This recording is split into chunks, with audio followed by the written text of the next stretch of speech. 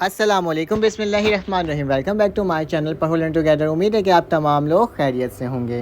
तो आपके mathematics general science के स्टूडेंट मतलब कंप्यूटर साइंस के स्टूडेंट्स का पेपर हुआ था, उसके एमसीक्यूज़ को देख लेते हैं और देख लेते हैं कि आपके कौन कौन से करेक्ट एमसीक्यूज़ हैं। ठीक है, तो हमारे पास लिखा हुआ है इफ़ जेड बराबर 3 iota plus 4 then Z plus Z conjugate. इसको जब आप पूरा कंप्लीटली सॉल्व करोगे स्टूडेंट, तो इसका जो आंसर है वो क्या आएगा, 8 आएगा। क्या आएगा, 8 आएगा। ठीक है, the product of two conjugate complex number is, जब प्रोडक्ट लेते हैं तो हमारे पास क्या बनता है, ऑलवेज रियल नंबर बनता है। ठीक है, कॉन्जुगेट करते हैं तो। ठीक है, लिखा हुआ है A is a singular matrix then A inverse is A into A inverse is. तो इसकी जो वैल्यू होगी इसमें हम लोग क्या हो जाएगी, हमारे पास आइडेंटिटी आती है, आई थिंक सो। ठीक है, तो हमारे पास क्या होगा इसका, मैं देख लेता हूँ, अनडिफाइन या फिर identity.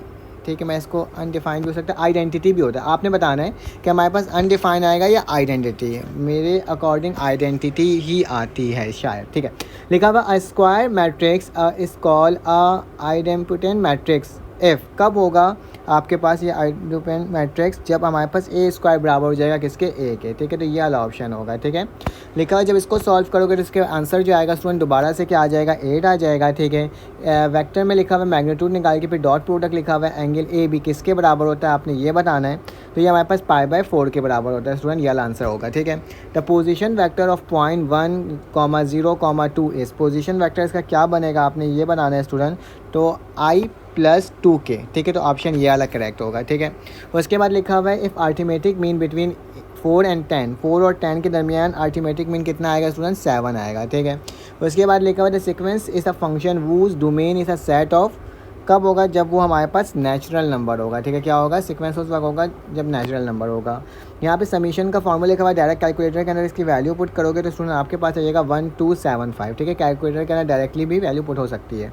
Probability of getting 7 in thrown a dice is, क्या प्रोबेबिलिटी बन सकती है स्टूडेंट, इसका 0। ठीक है, उसके बाद sum of the expansion of a+2। तो इसका जो हमारे पास आई थिंक सो ये सवाल आया था उसके अंदर भी, क्या नाम है आपके उस वाले सप्लीमेंट्री वाले बच्चों के भी आया था, 2n+1 आएगा। ठीक है, उसके लिए n = 0 देन n+1 का फैक्टोरियल किसके बराबर होगा। तो ये हमारे पास जो होगा स्टूडेंट किसके बराबर होगा, 1 के ही बराबर होगा। इस बच्चे ने जो टिक मार्क किए हैं वो बिल्कुल करेक्ट ही टिक मार्क हैं ज़्यादातर। If function of x y is f(x+4y) is an objective function then the corner points of the feasible region is 5,0, 5,4, 0,0 and 0,6 then 4,0। Then a function at maximum, maximum कब होगा, जाहिर सी बात है 5,4 के ऊपर ही हो सकता है मैक्सिमम, क्योंकि हमारे पास हाईएस्ट वैल्यू क्या यही है। ठीक है, फंक्शन के अंदर पुट करोगे तो 5,4 ही सबसे ज़्यादा हाईएस्ट वैल्यू आ रही होगी। ठीक है, region of the solution of linear programming program is called, ये हमारे पास क्या होता है, ये हमारे पास फिजिबल सोल्यूशन होता है। ये भी आया हुआ था आई थिंक सो आपके सप्लीमेंट्री वाले पेपर में। देखो काफ़ी सारे एमसीक्यूज उससे मिलते जुलते हैं। 1 + cos थीटा, 1 + cos थीटा जो होता है वो स्टूडेंट हमारे पास किसके बराबर होता है, हमारे पास होता है 2 sin स्क्वायर θ/2। ठीक है, तो इसके बराबर होता है, ये आप देख लेना। ठीक है, उसके बाद आगे चलते हैं। इसके बाद हमारे पास स्टूडेंट ये एक एमसीक्यू से ऑलरेडी टिक मार्क है, 2 डेल्टा इसके बराबर होता है स्टूडेंट ये। उसके बाद नेक्स्ट हमारे पास है sin α/2 बराबर होते हैं फार्मूला के अकॉर्डिंग इसके बराबर होता है। ठीक है, period of the cos x किसके आ जाए, 2π के बराबर होता है। ठीक है, sin इनवर्स 1/2 किसके बराबर होता है, 1/2 के बराबर होता है। ठीक है, तो ये इसके इक्वल था। अब पेपर्स देख सकते हो कि पेपर्स में कौन कौन से क्वेश्चन आए थे।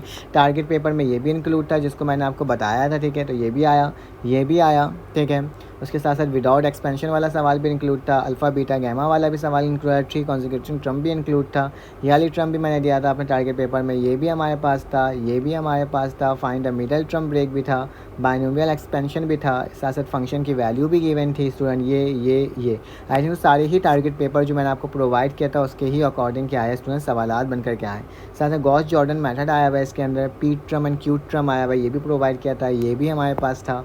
साथ साथ बाइनोमियल थ्योरम का आया, ये पॉइंट वाला आया, सॉल्व फॉर लीनियर प्रोग्रामिंग आया, इसकी वैल्यू आई, देन इसका जनरल सोल्यूशन निकालने का आया। ठीक है, तो तकरीबन जो सवालात मैंने आपको पहले ही प्रोवाइड किया था वो सवाल आपके इस पेपर में बनकर क्या आए। चलो आ जाए इंशाल्लाह आपसे नेक्स्ट पेपर में मुलाकात होगी। जब तक के लिए अपना ख्याल रखें, अपने इर्द गिर्द का ख्याल रखें, दुआओं में याद रखें और आपके कितने एमसीक्यूज़ ठीक हुए वो भी